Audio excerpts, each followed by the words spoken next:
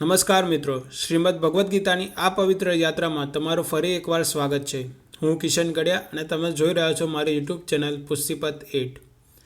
પાછલા ભાગમાં આપણે જોયું કે કેવી રીતે અર્જુન યુદ્ધને માત્ર લડાઈ તરીકે નથી પરંતુ સમાજ અને ધર્મના વિનાશ તરીકે જોવા લાગે છે। આજે આપણે અધ્યાય 1ના અંતિમ શ્લોક 41થી 47 સમજવાના છે, જ્યાં અર્જુનનું દુઃખ પોતાના શિખર ઉપર પહોંચે છે અને તે આખરે શસ્ત્ર મૂકી દેવાનો નિર્ણય કરે છે। ચાલો મિત્રો, હવે આગળ વધીએ અને સમજીએ ગીતાના પ્રથમ અધ્યાયનો અંતિમ અને ખૂબ જ ભાવુક ભાગ। મિત્રો, શ્લોક 41માં અર્જુન ખૂબ જ વ્યથા સાથે કહે છે કે જ્યારે કુટુંબમાં અધર્મ વધે છે ત્યારે સ્ત્રીઓ અસુરક્ષિત બને છે અને ત્યાંથી જ સમાજની પવિત્રતા નષ્ટ થવા લાગે છે।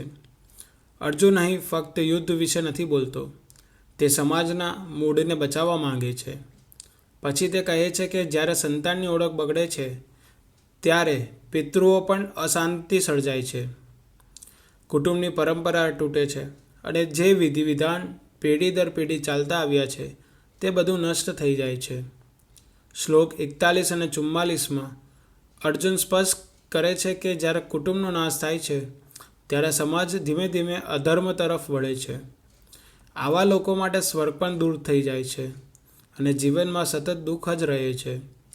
આટલું બધું વિચાર્યા પછી અર્જુન એક ખૂબ જ મહત્વપૂર્ણ વાત કહે છે કે આવા પાપભર્યા કાર્ય કરતાં યુદ્ધમાં મરી જવું વધારે સારું છે। અને પછી આવે છે અધ્યાયનો સૌથી ભાવુક ક્ષણ।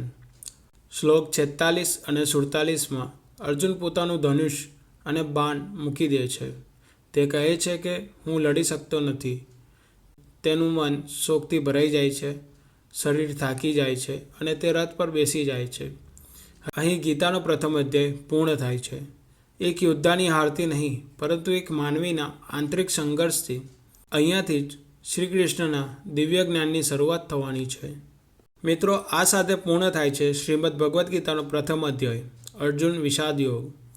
અર્જુન અહીં સંપૂર્ણ રીતે તૂટી ગયો છે, શરીરથી નહીં પરંતુ મન અને હૃદયથી। અને જ્યાં માણસ તૂટી જાય છે એ જ જગ્યાએ સાચું જ્ઞાન જન્મ લે છે।